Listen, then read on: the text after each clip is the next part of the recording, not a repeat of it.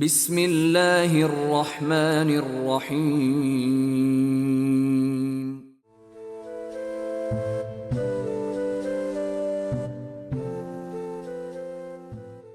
حضرت علی کرم اللہ وجہہ فرماتے ہیں کہ میں جب بھی نبی صلی اللہ علیہ وآلہ وسلم سے کوئی حدیث سنتا تھا تو اللہ تعالیٰ جیسے چاہتا تھا مجھے اس سے فائدہ پہنچاتا تھا۔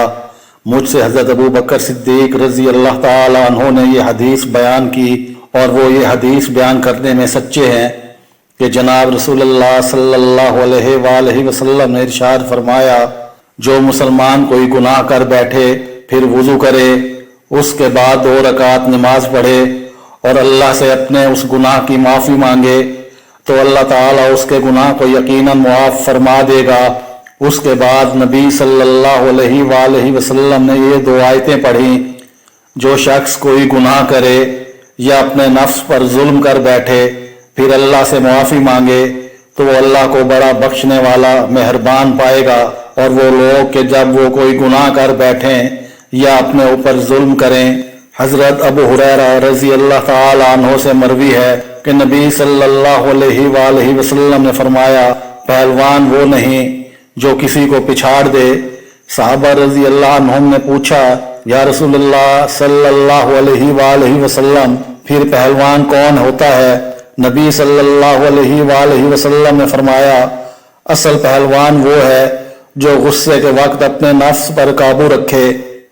حضرت عبداللہ بن عمر رضی اللہ تعالی عنہ سے مروی ہے کہ جناب رسول اللہ صلی اللہ علیہ وآلہ وسلم نے ارشاد فرمایا، اے عبداللہ بن عمر، تم ہمیشہ روزے رکھتے ہو، جب تم ہمیشہ روزہ رکھو گے اور رات کو قیام کرو گے تو آنکھیں غالب آ جائیں گی اور نفس کمزور ہو جائے گا۔ ہمیشہ روزہ رکھنے والا کوئی روزہ نہیں رکھتا، ہر مہینے صرف 3 روزے رکھا کرو۔